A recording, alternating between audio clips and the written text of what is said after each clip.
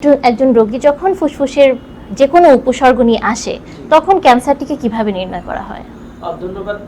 যেটা হচ্ছে আমরা প্রথমে যেটা করি আমরা কিছু বেসিক পরীক্ষা করি। আমরা একটা সিবিসি করে দেখতে পারি যে রোগীর আসলে রক্তের কাউন্টটা কেমন আছে, তার ইএসএনটা কেমন আছে।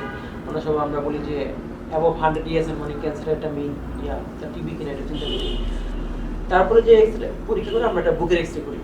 এই একটা সিম্পল বুকের এক্সরে আপনি অনেকগুলো গাইড করতে পারেন।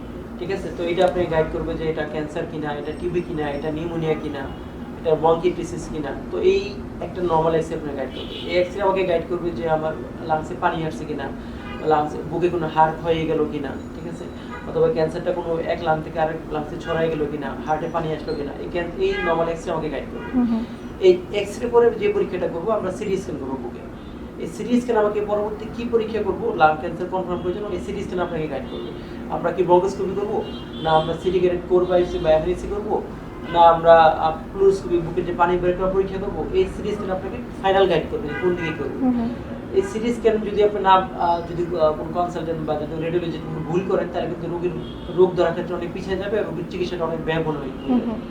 তো মেইনলি এগুলো করে তারপরে সিটি স্ক্যানের পরে আমরা ব্রঙ্কোস্কোপি করতে পারি, আমরা মাংস থেকে সিটি গ্রেড কোর বায়োপসি করতে পারি যেটা আমরা কনফার্মেটরি, অথবা এফএনসি করতে পারি। তো এগুলো করে আমরা মোটামুটি ক্যান্সার ডায়াগনোস করতে পারি। ধন্যবাদ স্যার। চিকিৎসা পদ্ধতির মধ্যে একটি গুরুত্বপূর্ণ ধাপই হচ্ছে যে রোগ নির্ণয়, কিন্তু অনেক সময় দেখা যায় যে রোগ নির্ণয়টা কিছু ক্ষেত্রে ভুল হয়ে যায়। যেমন দেখা যাচ্ছে ফুসফুসের অন্য কোনো রোগ, কিন্তু চিকিৎসা পদ্ধতির ক্ষেত্রে দেখা যাচ্ছে যে নির্ণয় হয়েছে তার ক্যান্সার। এই ভুলটি কেন হয়?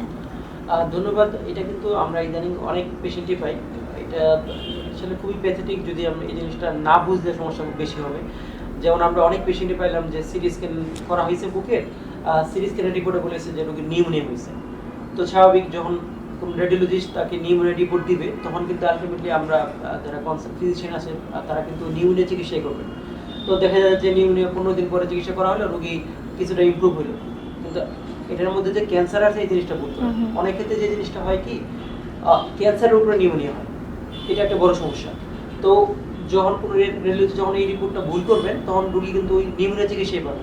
তো আলটিমেটলি পরে আবার যখন ডাক্তারের কাছে যাবেন হয়তো 1 মাস 2 মাস পরে তখন আবার নিউমোনিয়া হবে, তখন যদি আবার ভুল করে তখন আবার নিউমোনিয়া হবে এরকম। এই জন্য এই একটা সিটি স্ক্যান আপনাকে গাইড করবে। এটা আপনার মাথায় রাখতে হবে যে হ্যাঁ ক্যান্সারের উপরে নিউমোনিয়া হতে পারে। তো আমি কি নিউমোনিয়া চিকিৎসা অবশ্যই করবো, কিন্তু ক্যান্সারটা কি না এটা আমাকে মাথায় রাখতে হবে। তাহলে এটা আমি কি ব্রঙ্কোস্কোপি করবো, না সিটি গ্রেড এফএনসি করবো, না কোর বায়োপসি করবো, না আপনার বুক থেকে পানি বের করে পরীক্ষা করবো, এটা আমাকে গাইড করবে। তো এই জিনিসটা বললে কিন্তু রোগীর ভুল চিকিৎসা হতে পারে। অনেক সময় দেখা যায় রিপোর্টে এই যে ক্যান্সার, কিন্তু রোগীর রিপোর্ট দিল টিউবারকুলোসিস, কাছাকাছি দুইটা রোগ। তখন আপনি রোগী 3 মাস 4 মাস টিবি ওষুধ খাওয়াবে, তার রোগী ভালো হচ্ছে না, তখন আমাদের কাছে আসে অলরেডি ক্যান্সারটা ছড়াই গেল। তো এই জিনিসটা যে ফিজিশিয়ান রেডিওলজি বুঝবেন না, এক্স-রে সিটি স্ক্যান ভালো বুঝবেন না, তাহলে কিন্তু এরকম ভুল চিকিৎসা হতে পারে। ভুগতে পারে।